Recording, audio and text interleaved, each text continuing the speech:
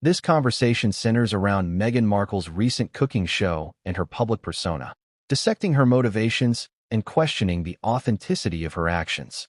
The speakers express boredom with the show, criticizing it as a contrived performance rather than a genuine display of culinary enthusiasm.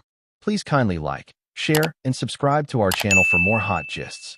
The discussion begins with confusion over why Markle believes the cooking show is entertaining, quickly transitioning into an analysis of her personality. The speakers agree that Markle seems to be her own biggest fan, suggesting a disconnect between her perception of herself and how she is perceived by others. The conversation then shifts to speculation about Markle's potential appearance at the Oscars to promote the show. One speaker dismisses the possibility, arguing that Markle is too insecure to navigate such a high-profile event. This insecurity, they suggest, is the driving force behind the show's premise of making others feel special. They theorize that Markle's actions are motivated by a need for validation and a desire to secure the approval of those around her. The discussion returns to the cooking show itself, with the speakers criticizing its artificiality. They describe Markle's behavior as a performance, suggesting that she is incapable of genuine interaction. They argue that her constant attempts to project a specific image prevent her from recognizing the obvious fakery of her actions. The speakers then analyze Markle's broader public persona, contrasting her current image of joyful enthusiasm with her past portrayal as a victim. They point out the stark shift from her earlier complaints and criticisms to her current focus on positivity and joy. This sudden change in tone is seen as inauthentic, particularly given her previous negative portrayals of the royal family and her consistent complaints.